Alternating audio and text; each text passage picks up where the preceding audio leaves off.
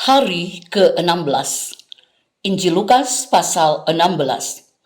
Perumpamaan tentang bendahara yang tidak jujur. Dan Yesus berkata kepada murid-muridnya, ada seorang kaya yang mempunyai seorang bendahara.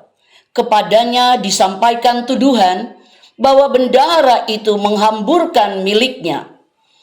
Lalu ia memanggil bendahara itu dan berkata kepadanya, apakah yang kudengar tentang engkau? Berilah pertanggungan jawab atas urusanmu, sebab engkau tidak boleh lagi bekerja sebagai bendahara. Kata bendahara itu di dalam hatinya, apakah yang harus aku perbuat? Tuanku memecat aku dari jabatanku sebagai bendahara. Mencangkul aku tidak dapat, mengemis aku malu. Aku tahu apa yang akan aku perbuat, supaya apabila aku dipecat dari jabatanku sebagai bendahara, ada orang yang akan menampung aku di rumah mereka. Lalu ia memanggil seorang demi seorang yang berhutang kepada tuannya. Katanya kepada yang pertama, berapakah hutangmu kepada tuanku? Jawab orang itu, 100 setempayan minyak. Lalu katanya kepada orang itu, inilah surat hutangmu, duduklah dan buat surat hutang lain sekarang juga, 50 tempayan. Kemudian ia berkata kepada yang kedua, dan berapakah hutangmu? Jawab orang itu, 100 pikul gandum. Katanya kepada orang itu, inilah surat hutangmu, buatlah surat hutang lain, 80 pikul. Lalu Tuhan itu memuji bendahara yang tidak jujur itu, karena ia telah bertindak dengan cerdik. Sebab anak-anak dunia ini lebih cerdik terhadap sesamanya daripada anak-anak terang. Dan aku berkata kepadamu, ikatlah persahabatan dengan mempergunakan mamon yang tidak jujur, supaya jika mamon itu tidak dapat menolong lagi, kamu diterima di dalam kemah abadi. Setia dalam perkara yang kecil, nasihat. Barang siapa setia dalam perkara-perkara kecil, ia setia juga dalam perkara-perkara besar. Dan barang siapa tidak benar dalam perkara-perkara kecil, ia tidak benar juga dalam perkara-perkara besar. Jadi, jikalau kamu tidak setia dalam hal mamon yang tidak jujur, siapakah yang akan mempercayakan kepadamu harta yang sesungguhnya? Dan jikalau kamu tidak setia dalam harta orang lain, siapakah yang akan menyerahkan hartamu sendiri kepadamu?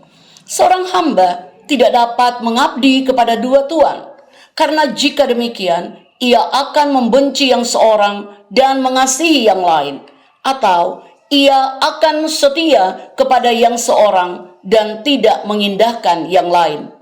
Kamu tidak dapat mengabdi kepada Allah dan kepada Mamon. Semuanya itu didengar oleh orang-orang Farisi, hamba-hamba uang itu, dan mereka mencemoohkan dia.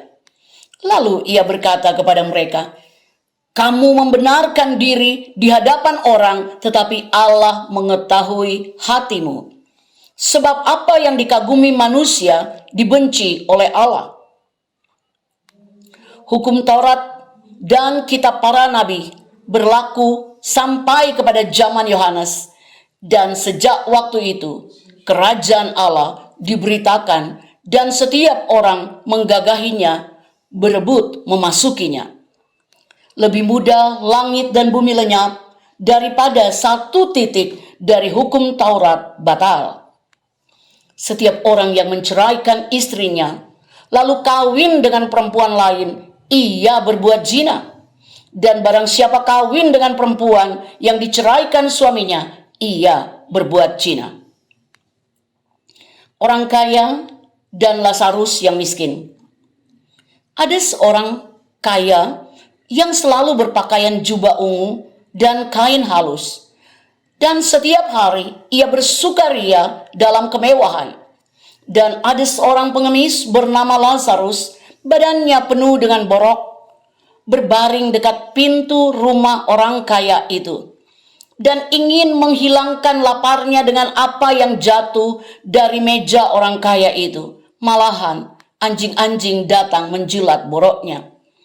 Kemudian matilah orang miskin itu, lalu dibawa oleh malaikat-malaikat ke pangkuan Abraham. Orang kaya itu juga mati, lalu dikubur. Dan sementara ia menderita sengsara di alam maut, ia memandang ke atas dan dari jauh dilihatnya Abraham dan Lazarus duduk di pangkuannya. Lalu ia berseru katanya, "Bapak Abraham, kasihanilah aku. Suruhlah Lazarus supaya ia mencelupkan ujung jarinya ke dalam air dan menyejukkan lidahku, sebab aku sangat kesakitan dalam nyala api ini." Tetapi Abraham berkata, "Anak, ingatlah bahwa engkau telah menerima segala yang baik sewaktu hidupmu, sedangkan Lazarus segala yang buruk. Sekarang ia mendapat hiburan dan engkau sangat menderita. Selain daripada itu, di antara kami dan engkau terbentang jurang yang tak terseberangi, supaya mereka yang mau pergi dari sini kepadamu, ataupun mereka yang mau datang dari situ kepada kami, tidak dapat menyeberang." Kata orang itu, "Kalau demikian, aku minta kepadamu, Bapa, supaya engkau menyuruh dia ke rumah ayahku, sebab masih ada 5 orang saudaraku, supaya ia memperingati mereka dengan sungguh-sungguh, agar mereka jangan masuk kelak ke dalam tempat penderitaan ini." Tetapi kata Abraham, "Ada pada mereka kesaksian Musa dan para nabi. Baiklah mereka mendengarkan kesaksian itu." Jawab orang itu, "Tidak, Bapak Abraham. Tetapi jika ada seorang yang datang dari antara orang mati kepada mereka, mereka akan bertobat." Kata Abraham kepadanya, "Jika mereka tidak mendengarkan kesaksian Musa dan para nabi, mereka tidak juga akan mau diyakinkan sekalipun oleh seorang yang bangkit dari antara orang mati." Tuhan memberkati.